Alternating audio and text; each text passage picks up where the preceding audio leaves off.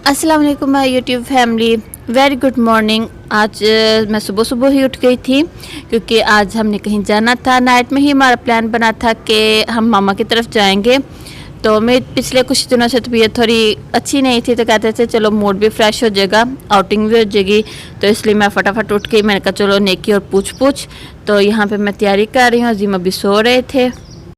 आज मामा के घर जाना मेरे लिए बहुत बड़ा चैलेंज था और मेरे से ज़्यादा अजीम के लिए, जो कि नहीं उठ रहे। कहते थे नहीं अपना प्लान चेंज करो, क्योंकि मैंने उनसे बोला था कि आज हम लोकल पे जाएंगे, अपनी गाड़ी पे नहीं जाएंगे। तो उनका बिल्कुल भी मूड नहीं था कि लोकल पे जाने का। कहते बहुत ज़्यादा ज़लालत होती है। तो मेरी ज़िद थी कि नहीं, नया एक्सपीरियंस लेना है, मैंने व्लॉग बनाना है, मैंने लोगों के साथ शेयर करना है। तो यहाँ मैंने फटाफट अपने सारे काम ख़त्म किए। मैंने झाड़ू दी, दूध वगैरह गर्म करके रख दिया, किचन साफ़ किया और सभी अपने काम कर लिए। और साथ ही साथ मैंने फटाफट से पैकिंग किया। 2-4 सूट फटाफट जो हाथ में आए मैंने फटाफट से रख लिए, क्योंकि ज़्यादा टाइम नहीं था मेरे पास। अपनी कुछ ज़रूरत की चीज़ें मैंने निकाली थी और ये मैं आपको डिज़ाइन शो करवा रही हूँ कि मैंने घर में पहनने के लिए किस तरह से डिज़ाइन करवाए हैं अपने ट्राउज़र। और एंड तक मेरी बस मुश्किल से ही तैयारी हो रही थी। कभी मैं खुद कुछ रख रही थी, कभी अजीम से बोल रही थी कि आप रख दो। तो बस एंड टाइम पे तैयारी करो कहीं जाने की, तो ऐसे ही होता है, कुछ हाथ में आता है कुछ नहीं आता है। यहाँ पे मैं कुछ प्रोडक्ट्स रख रही थी कि जिनकी मुझे ज़रूरत थी मेकअप के लिए। मैं बहुत ज़्यादा मेकअप यूज़ नहीं करती, बस नॉर्मल सी बेस हल्की एक आध, और बस लिपस्टिक वगैरह तो मैंने वही ली, एक आध बेस ली और बस लिपस्टिक वगैरह लिए, आईलाइनर। ज़्यादा कुछ मैंने साथ नहीं था रखा, क्योंकि मैं लगाती नहीं तो इतना सब कुछ लेकर जाने की ज़रूरत ही नहीं थी। वैसे भी मामा के घर बाजी के पास सब कुछ था।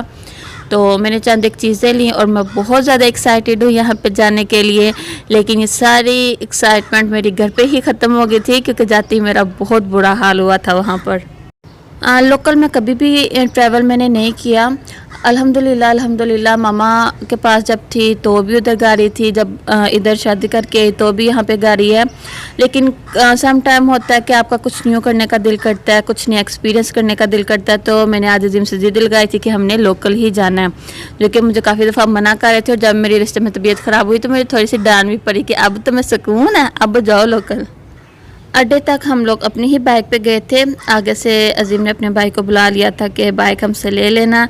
तो उधर जाके भी काफ़ी लंबी चौड़ी हमारी बहस हुई थी। भाई कहते थे तुम लोग पागल हो, क्यों जा रहे हो, ना जाओ।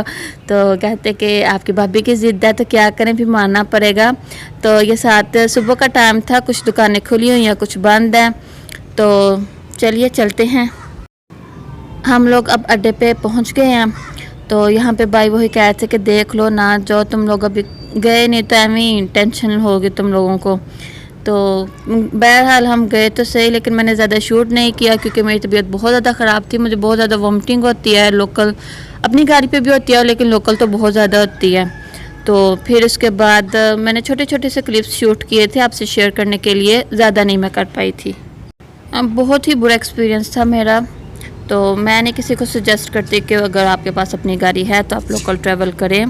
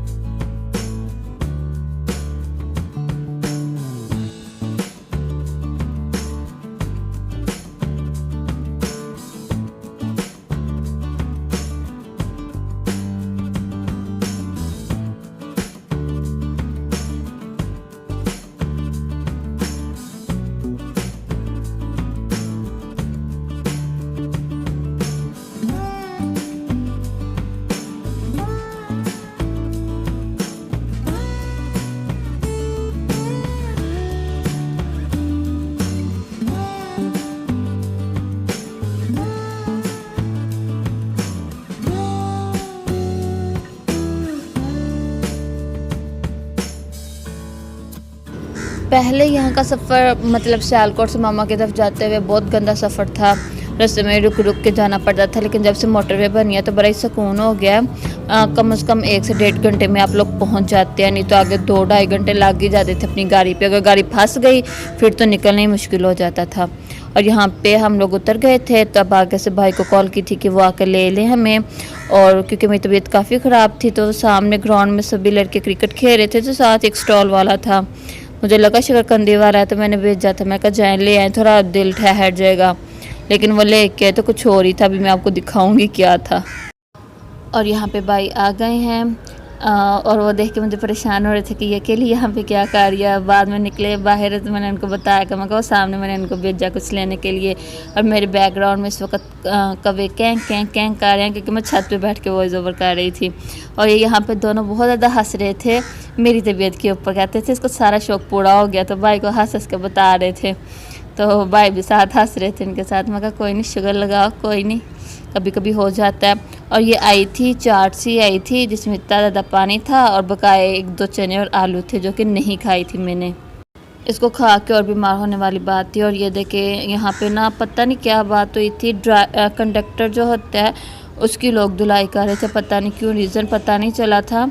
लेकिन सब लोग एक आदमी सारे निकल के मार रहे थे। तो यहाँ पे भाई ने बोला भी था कि छुड़वा दो उसको, क्योंकि हम दूसरी वाली साइड पे थे। लेकिन नहीं, आजकल कोई नहीं किसी की मदद करता। बस उस बेचारे ने वैसे काफ़ी मार खाई।